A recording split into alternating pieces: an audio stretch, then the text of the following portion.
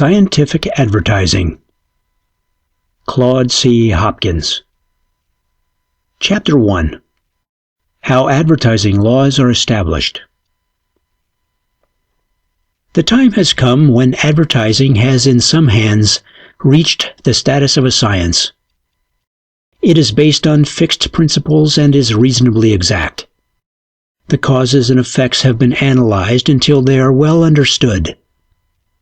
The correct methods of procedure have been proved and established.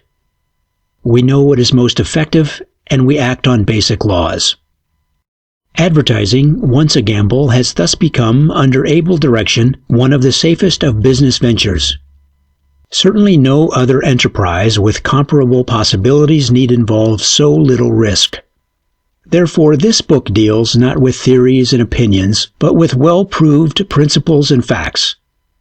It is written as a textbook for students and a safe guide for advertisers. Every statement has been weighed. The book is confined to establish fundamentals. If we enter any realms of uncertainty, we shall carefully denote them.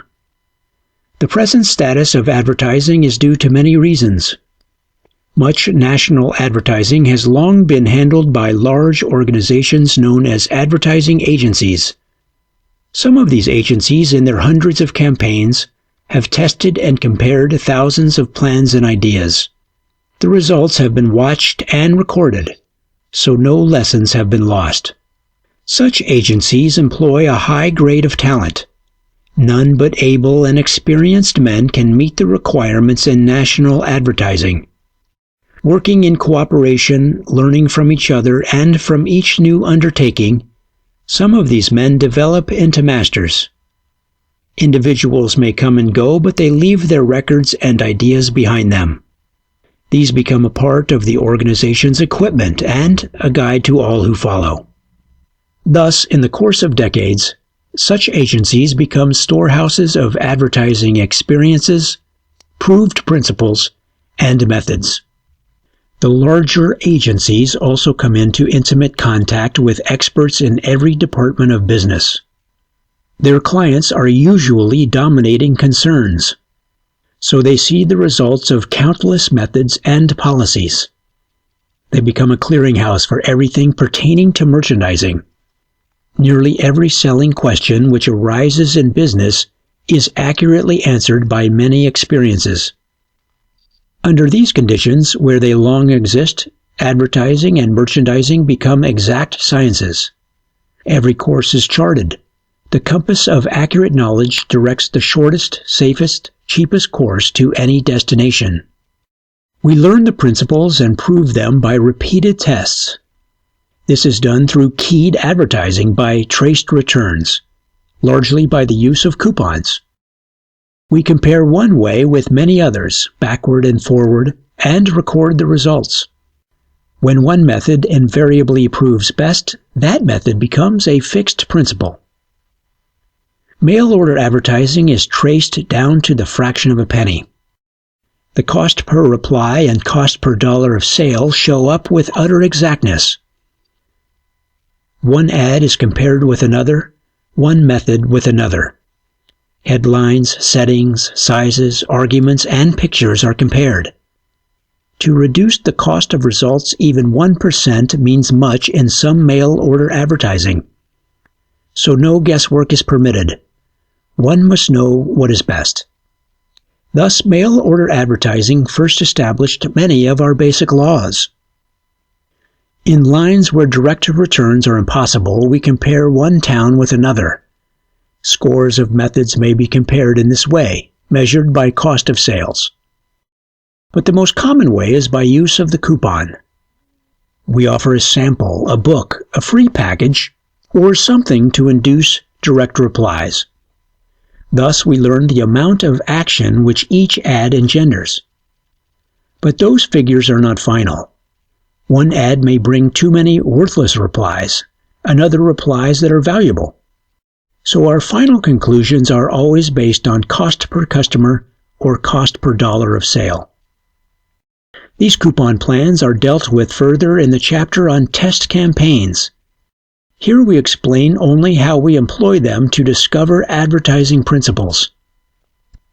In a large agency, coupon returns are watched and recorded on hundreds of different lines.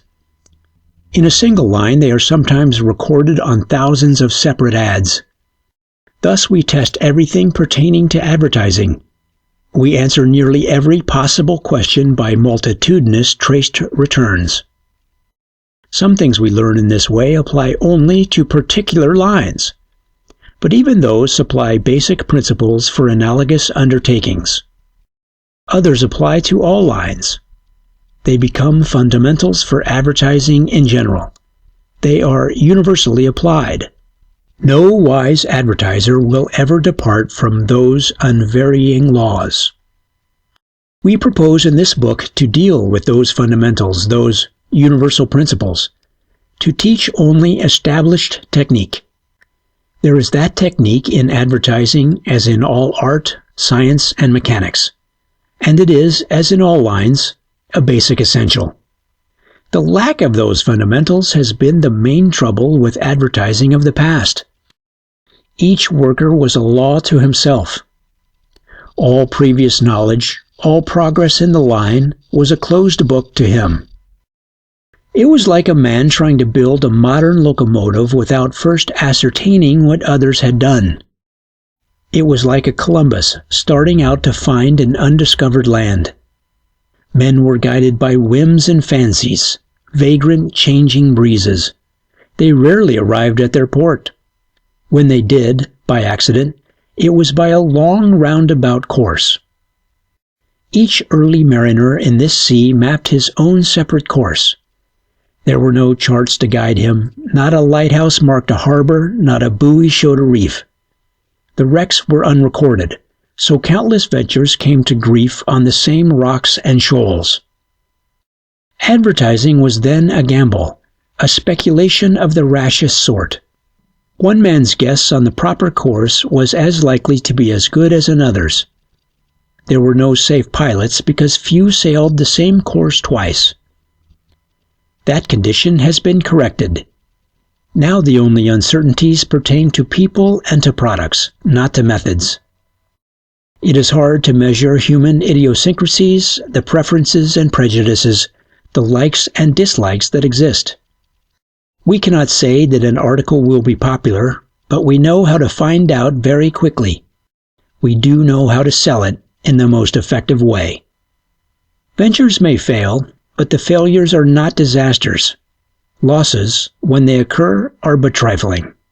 And the causes are factors which have nothing to do with the advertising.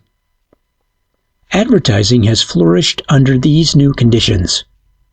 It has multiplied in volume, in prestige and respect. The perils have been almost eliminated. The results have increased manyfold. Just because the gamble has become a science, the speculation a very conservative business.